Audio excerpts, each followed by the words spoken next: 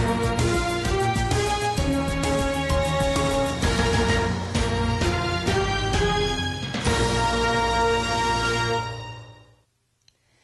and welcome to SatTV Week, the news programme for the international satellite industry.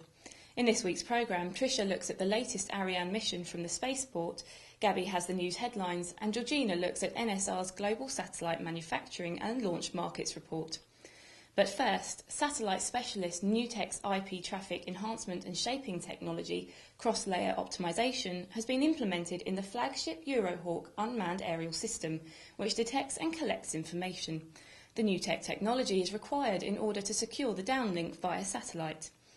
Eurohawk is a joint programme between Cassidian, an EADS company, and Northrop Grumman.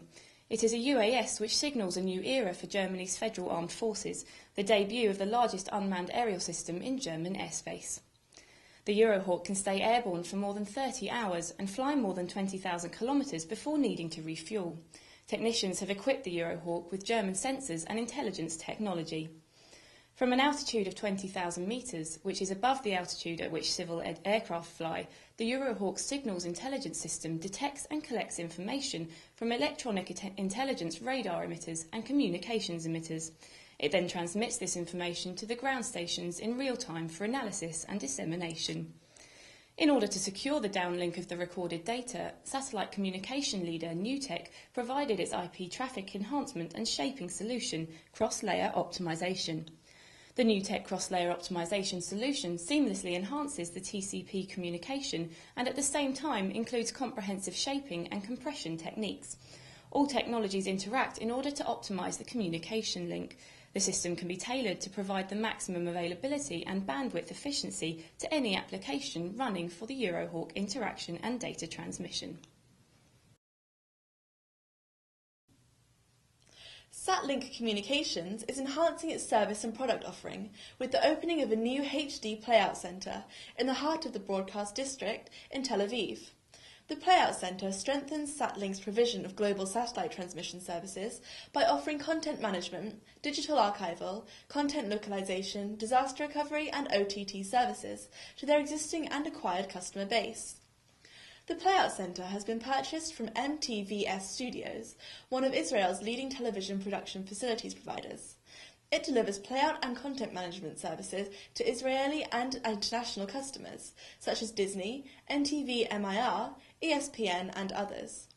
The HD Playout Centre is connected to SatLink's state-of-the-art teleport facilities via fully redundant SDH-based fibres from two different suppliers using different routes to offer global content distribution over satellite, fibre or IP communication channels.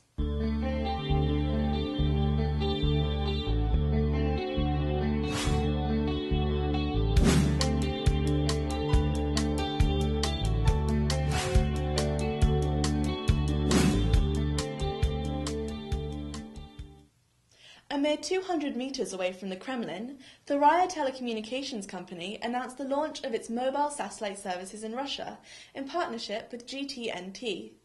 The announcement was made at a press conference at the Congress Center of the Chamber of Commerce and Industry of the Russian Federation in Moscow.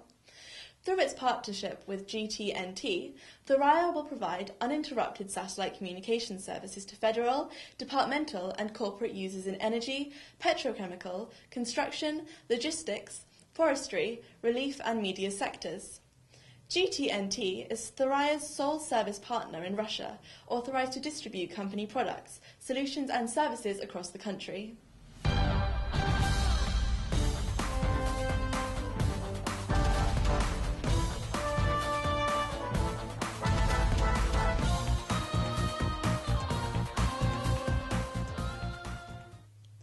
Skylogic subsidiary has signed a distribution agreement with Direct Connect to sell its revolutionary two-way satellite broadband service in Norway from May 15, 2012. Under the agreement, ISP Direct Connect will be offering the two-way consumer satellite broadband service with speeds of up to 10 megabits per second to the most rural areas of Norway via Eutelsat's groundbreaking KA-SAT high-throughput satellite. The service will complement Direct Connect's already strong reputation for providing radio wave broadband to rural communities.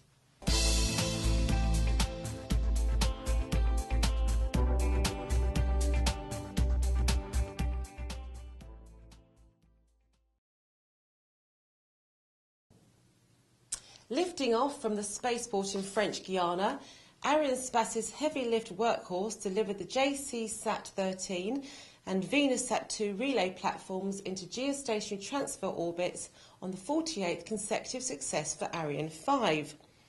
The two passengers lofted on the mission were the 100th and 101st commercial geostationary communication satellites from Lockheed Martin Space Systems. Both relay platforms are similar in overall configuration, as they are based on Lockheed Martin's A2100 spacecraft platform design. According to Arianespace Chairman and CEO Jean-Yves Le Gall, this flight also enabled his company to surpass the 300th mark for the total number of primary satellite passengers launched in its operations from French Guiana, a count that does not include some 50 additional auxiliary or secondary payloads. JC-Sat-13 is to be positioned into geostationary orbit at 124 degrees east, providing direct TV broadcast links to all of Japan as a replacement satellite for JC-Sat-4A, and its capacity will meet satellite relay coverage demands in Southeast Asia. Venus-Sat-2 is the second satellite launched by Arianespace for operation by the Vietnam Post and Telecommunications Group, and follows the lofting of Venus-Sat-1 on an Ariane 5 flight in April 2008. Equipped with 24 Ku band transponders to handle radio, television and telephone links for all of Vietnam, Venus-Sat-2 had a liftoff mass of approximately 2,970 kilograms and will operate from an orbit position at 131.8 degrees east during a design lifetime of 15 plus years.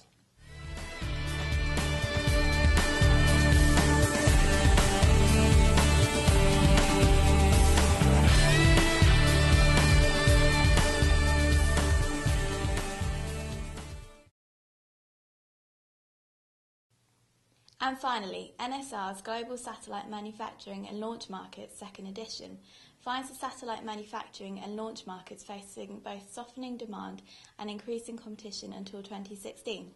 However, in the second half of the next decade, the manufacturing market will be back on an upward track, while the launch services market will see more years of stagnant growth.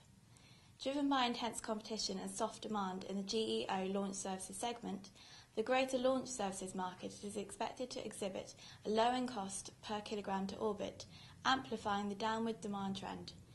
Revenue levels from 2012 and 2013 are not expected again for at least 5 to 6 years. After a few difficult years, the manufacturing market is projected to be back on its feet by 2016, thanks to increasing demand across every application. The manufacturing sector will see consequent design changes with smaller, highly performing satellites and bigger, more powerful systems that could weigh as much as 12 tonnes.